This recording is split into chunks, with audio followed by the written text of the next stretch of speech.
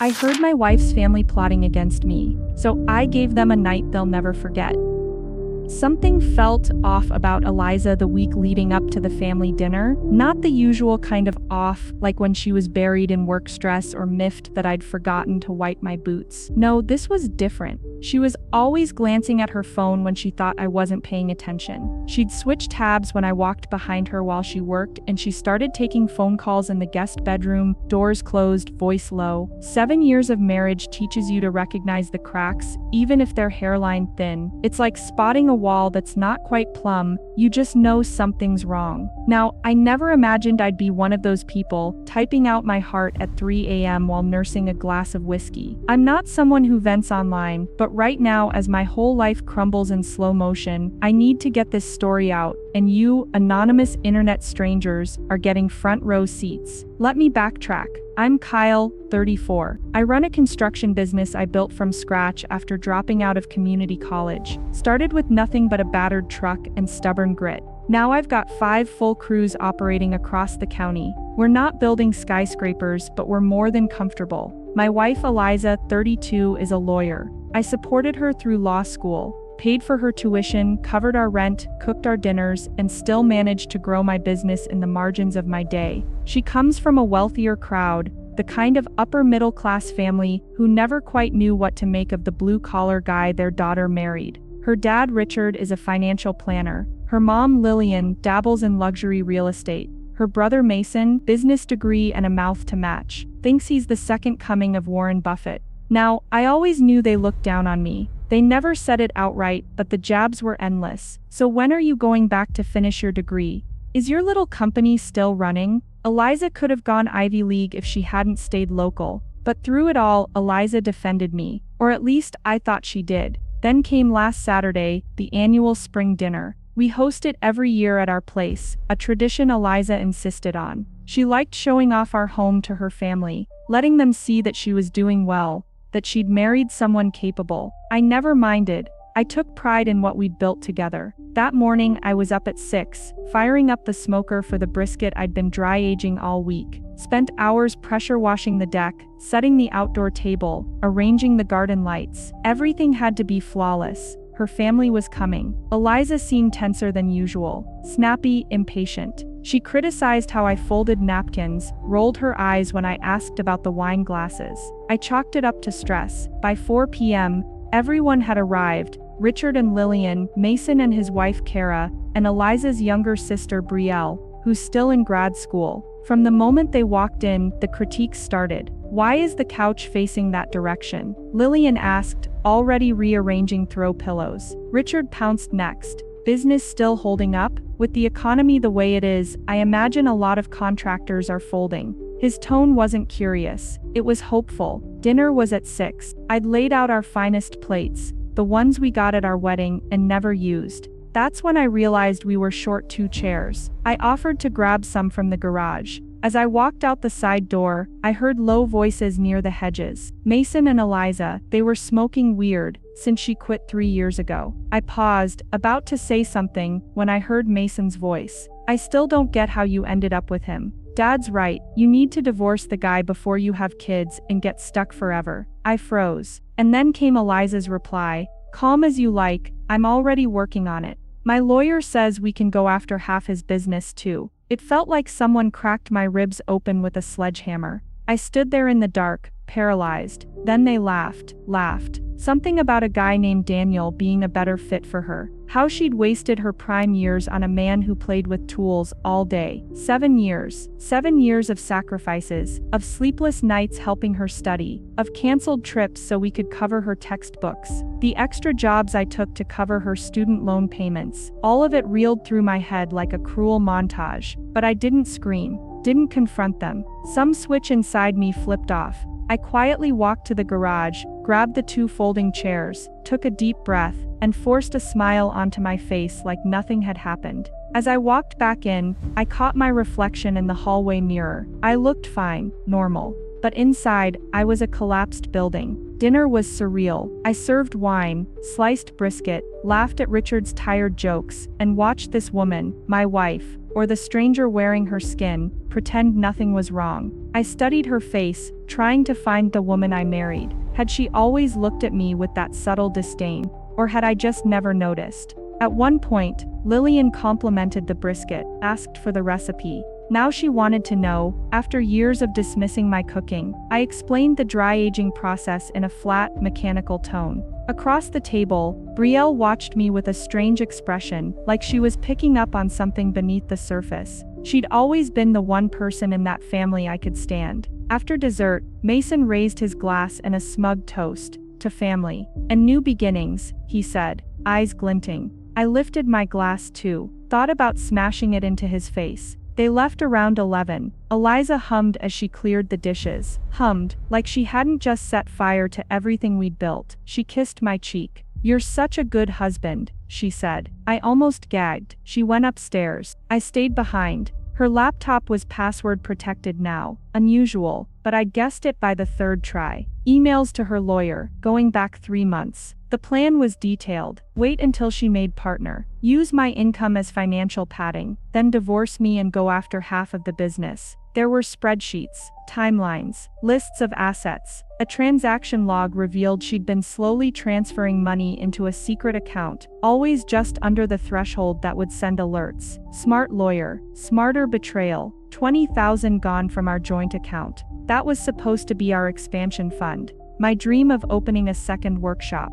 Gone. Then I found the messages. Dozens of them. Between her and Daniel. He wasn't just waiting in the wings. He was already playing husband. 6 months worth of texts. Flirty, explicit, intimate. I didn't sleep that night, or the next. On Monday I called him sick for the first time in 3 years. While Eliza headed off to work, I visited a divorce attorney. Someone a friend had recommended. Mike. I laid it all out. The emails, the texts, the bank records. Mike didn't sugarcoat it. In this state, he said, she could potentially get half of the business, even if she didn't directly contribute. You built it during the marriage. That's community property. I felt like the floor disappeared beneath me. My business, my blood, sweat, years, all at risk. I asked him, so I'm just supposed to roll over and let her take half? He said we could negotiate, keep things amicable, but I wasn't listening anymore. That night, Eliza came home with soup and soft words. She acted concerned,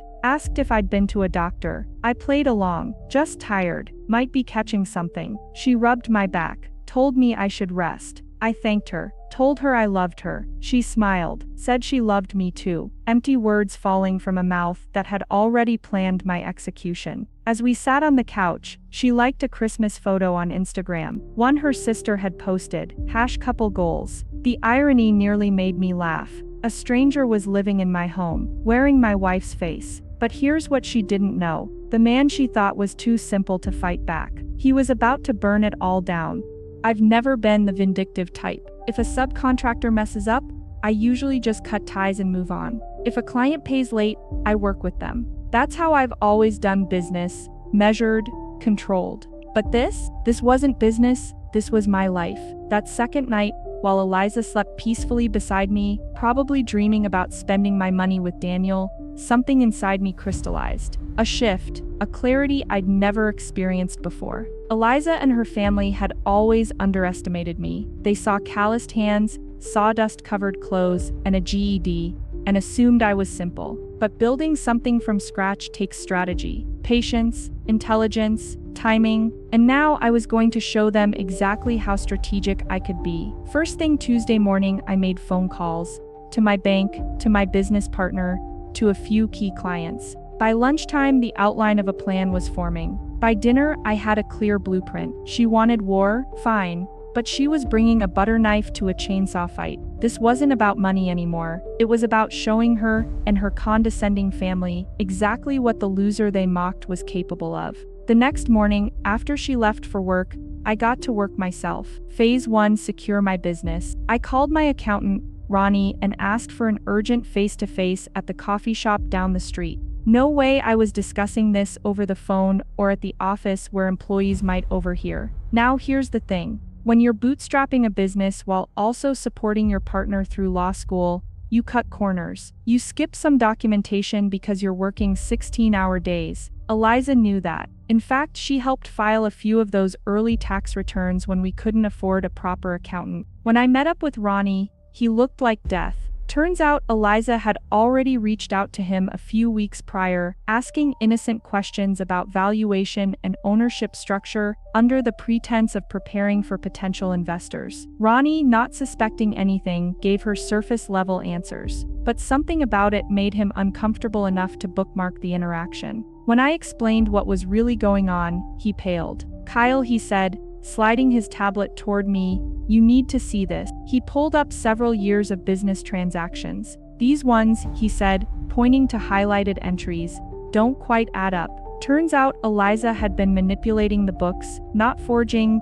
No, she was too smart for that. But altering dates, reassigning invoice numbers, creating just enough inconsistency to imply financial mismanagement. Enough to raise suspicion in divorce court. Not illegal, just messy. Messy enough to justify hiring a forensic accountant, one who drained thousands of dollars and months of time, all while turning my books inside out. We spent 3 hours straight documenting everything, every transaction, every invoice, cross-referencing supplier receipts and loan payments. We drafted a report showing Eliza's complete non-involvement in any business matters. While we worked, I got a text from Brielle, Eliza's sister. Odd, we were always friendly, but not coffee hangout close. She asked to meet later that week, said she needed to talk about something important. I told her Saturday morning worked. Interesting. Next stop, the bank. Something Mason had said at the dinner kept playing in my head. A throwaway comment, "Our parents are ready to help when the time comes." I had a hunch. At the bank, I sat down with our financial advisor and asked about any recent credit applications. Sure enough, Eliza had applied for a home equity line of credit, a HELOC, 2 weeks earlier. She hadn't said a word about it. The house, by the way, mostly in my name. I'd made the down payment before our marriage using savings from my early projects. I'd also added a ton of value through renovations I did myself, probably close to $100,000 worth. Still, I was listed as a required co-signer. Thank God. The application hadn't gone through yet, but it was close. In 1 more week, she'd have access to $200,000, and I'd be legally responsible for half of it.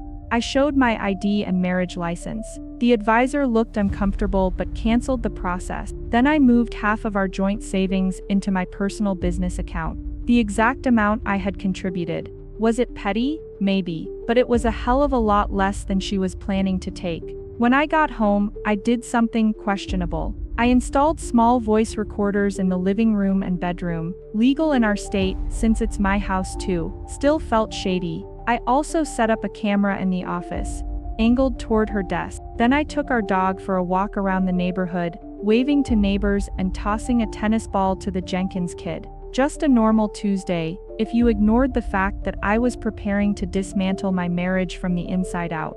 That night at dinner, Eliza seemed distracted, always checking her phone. When I asked how her day went, she shrugged and said, "Fine." Then her phone buzzed and I caught the name, Daniel. I kept my voice casual. "Who's Daniel?" She hesitated, just a beat, then said, "Oh, new client at the firm. Time-sensitive case." Then she flipped the phone face down. "Must be pretty important if he's texting during dinner." I said lightly. She forced a smile. Some people don't respect boundaries. The irony made me want to choke on my garlic bread. Later, she retreated to the home office to finish up work. I stayed behind and cleaned the kitchen, loudly, before tiptoeing to the hallway near the office. She hadn't closed the door all the way. I heard her voice, low, soft, not her work voice, not her talking to mom voice, her bedroom voice. "You can't just call whenever you want."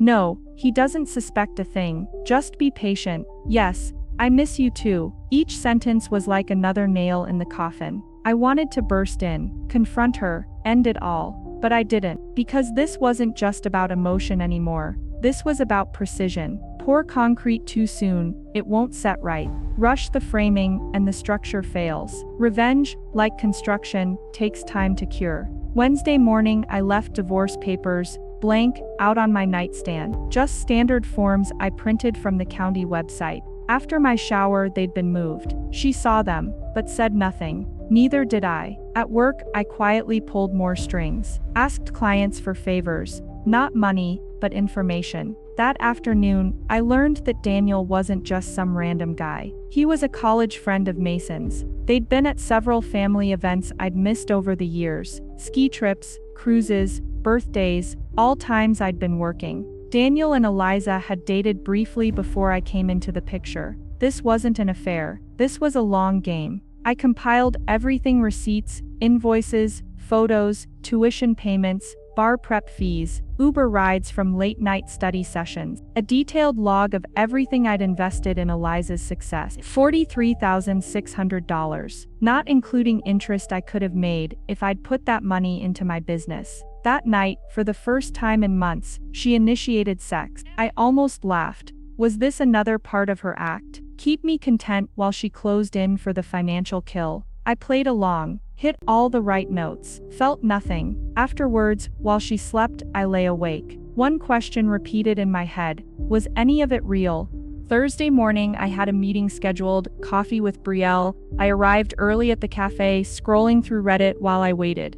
The support I'd gotten on my post, complete strangers sharing encouragement, advice, similar stories, it gave me something I didn't realize I needed: clarity. I wasn't crazy, I wasn't overreacting. I'd just been living in denial. Brielle arrived a few minutes later, visibly nervous. She ordered something complicated with almond milk and barely touched her muffin. We danced around small talk for a few minutes before she finally exhaled and said, "I need to tell you something, and I don't know how you're going to take it." I leaned in slightly, giving her the space to speak. Turns out, Brielle had known for a while. She'd seen Eliza and Daniel together, not just flirting but together, at their parents' lake house during a weekend I'd missed due to a burst pipe at a job site. She confronted Eliza afterward, and Eliza swore it was a one-time lapse, a mistake. Brielle believed her, until a few weeks later, when Eliza got drunk after another family gathering and spilled the entire plan. Stay married until she made partner. Use my income to boost her standing. Then leave me and take half of everything. Daniel was part of the plan, always had been. I haven't been able to look at her the same since, Brielle said, tearing the wrapper off her untouched muffin. I always liked you, Kyle. I thought you were good for her. I don't know what's wrong with the rest of our family, why they couldn't see it. I nodded. I didn't let on that I already knew almost all of this. I just thanked her for her honesty, asked her to keep the conversation between us, and let her vent. She seemed relieved. At the end, she hugged me and whispered, "I'm sorry, you deserved better." It was the first genuine connection I'd had with anyone in days. Thursday night, I kicked off the next phase. I called Eliza just before she left the office, voice tight with faux anxiety. Told her there was a major issue with a client, a project falling through, financial implications, potential losses. I needed her help, her advice, her family's advice. She hesitated, said she had plans. I pressed, let my voice break just a little. Said I was scared of losing everything we'd built. She softened, said of course. She'd rearrange things. She'd get her parents and Mason over for an emergency dinner Friday night. Perfect. I suggested inviting Brielle too. Eliza raised an eyebrow at that, but agreed and sent the invite while I watched. Now the whole cast would be in place. Friday morning, I finalized my presentation, laid out every document, every screenshot, every voice recording. I organized the files into folders, both physical and digital. I even loaded it all onto a tablet and tucked it inside a folder I'd keep next to my dinner plate. I picked up her favorite dessert from that overpriced bakery across town, just to keep the performance seamless. Then I met with my business partner, Aaron. We'd started the company together, but I'd bought him out early on when he chose to pursue another opportunity. We stayed friends. I filled him in. He was stunned and furious, but fully on board to help. He'd seen what I'd given up for Eliza, what I'd invested in her career. He offered me legal backup, witness testimony, and financial restructuring advice on the spot. When I got home, Eliza was already setting the table with our best dinnerware. The same set we'd used the night I overheard her in the yard. The symmetry wasn't lost on me. She looked jittery, kept checking her phone. "Everyone confirmed for dinner?" I asked. She nodded. "Parents are bringing wine. Mason and Kara will be here soon. Brielle's coming too. I said I'd go upstairs to change and shower. She called after me, Kyle, what exactly is the client issue? I turned at the stairs and said calmly, I'll explain it to everyone all at once. Don't want to repeat myself. Under the shower's hot spray, I rehearsed my lines, practiced my tone, went over the order of the revelations. I wasn't just confronting them, I was putting on a show. I dressed sharp, dark jeans, a crisp navy button-down, polished leather shoes. Clothes she always said made me look like I belonged in a boardroom. Fitting since I was about to hold court. Downstairs, I heard her on the phone, hushed tones in the living room. I'd review that recording later. I already knew who she was talking to. Let her have her moment. Let her assure Daniel that things were going according to plan. Let her think she still had the upper hand. The doorbell rang. She jumped slightly, ending the call. Richard and Lillian arrived first. Richard handed me a bottle of wine. Expensive label, smug expression. So he said, "What's this business emergency about? Trouble in paradise." Mason and Kara arrived next. Then Brielle. Everyone was here. We gathered around the table. Eliza sat on my right, Richard on my left. Everyone else filled in. Brielle avoided eye contact. As Lillian commented on the wine options, I looked around the room. It was the same dinner setup as the night I discovered the betrayal. But now the roles had shifted. Now I had the secrets. I stood raising my glass. Before we get into the reason I called this meeting, I said, making eye contact with each person in turn, saving Eliza for last.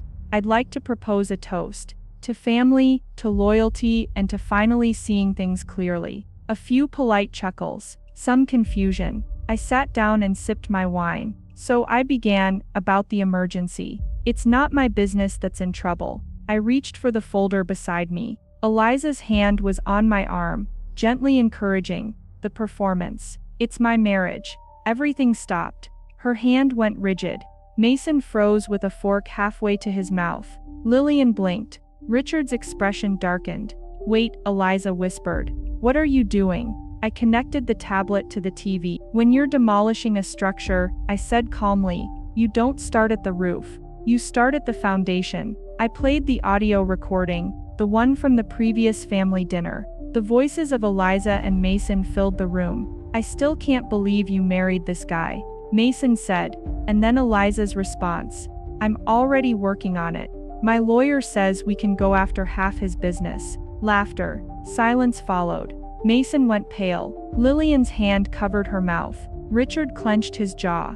Brielle stared at the table. Eliza didn't move. Next, I swiped to the text messages. Edited for clarity, but unmistakably damning. 6 months, I said quietly. That's how long she's been seeing Daniel while I worked 60-hour weeks. I turned to Richard and Lillian. Did you know about the cheating, or just the financial plan? Richard opened his mouth, but I kept going. Swipe. Spreadsheet. Here's every dollar I spent helping Eliza become a lawyer. Tuition, rent, textbooks, Ubers, prep courses, over $43,000. Swipe.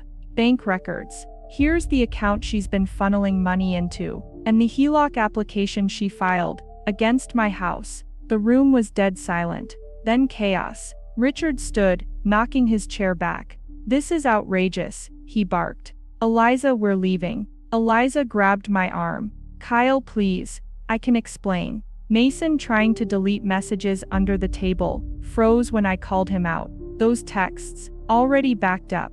He looked at his wife. She stared back with widening eyes. Eliza's tears started. It wasn't like that. I was confused. Unhappy. We've been growing apart for years. Growing apart, I repeated. While I was paying for your career, building a future for us. Richard tried to take control. If you think you can intimidate my daughter with this ambush, you're mistaken. We have resources. You mean the 20 grand she already stole? Or the home equity line she tried to access without my consent? His eyes narrowed. Eliza was texting again under the table. Time for the grand finale. Did Eliza tell you that Daniel is married? I asked casually. Everyone froze. Yeah. Met his wife Rachel. Had coffee yesterday. Thought she should know. Apparently Daniel's been running this play for a while. Eliza's face drained of all color. You what? That's when Richard lost it. He flipped the dining table. Food, wine, plates everywhere. Lillian screamed. Mason jumped back. Brielle ducked. I didn't move. It was done. Brielle was the only one who moved to clean up the mess. The rest stood frozen in place, like statues surrounded by broken glass and spilled wine. Our eyes met. She gave me a subtle nod, part respect, part relief, like someone who'd waited a long time for the truth to finally come out. Richard pointed a trembling finger at me. You think you've won? You're nothing. You work with your hands because you weren't smart enough for anything else. My daughter made a mistake slumming with you and will correct it. I stood slowly, calm as ever. I may work with my hands, Richard, I said, but at least I built something real. What exactly have you built, besides a family of liars? That pushed him over the edge. He actually lunged at me. Mason had to hold him back, arms wrapped around his chest, while Richard shouted threats about lawyers, lawsuits, and how I'd regret humiliating them. Meanwhile, Eliza kept repeating my name, over and over. Kyle, please, just talk to me. Not here. We need to talk privately. This isn't how I wanted this to happen, how you wanted. I snapped, finally letting my anger show. You were going to divorce me, steal half my business, and run off with a guy who's married, and this isn't how you wanted it to go? I shook my head. There's nothing left to talk about. I opened the front door. I think you should all leave. Now. Richard stormed out first, dragging Lillian with him.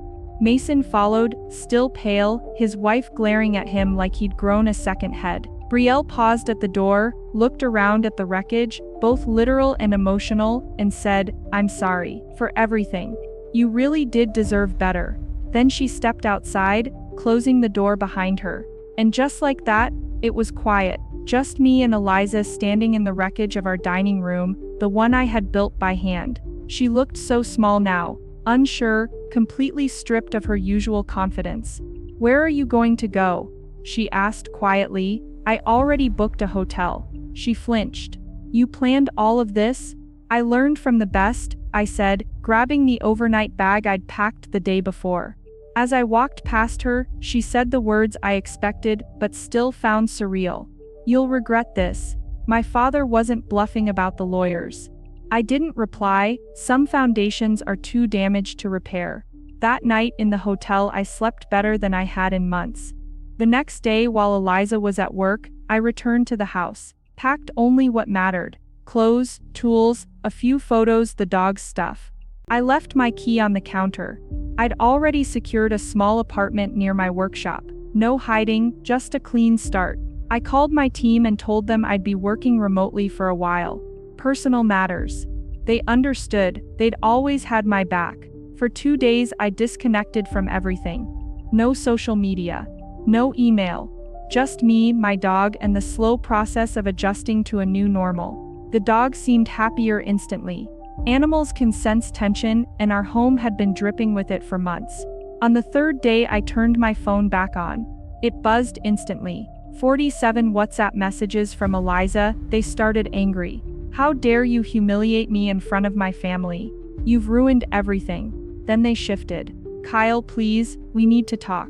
I know I made a mistake, but we can fix this. I'll cut ties with Daniel, I'll go to therapy. Just please answer me. By message 30 she was bargaining.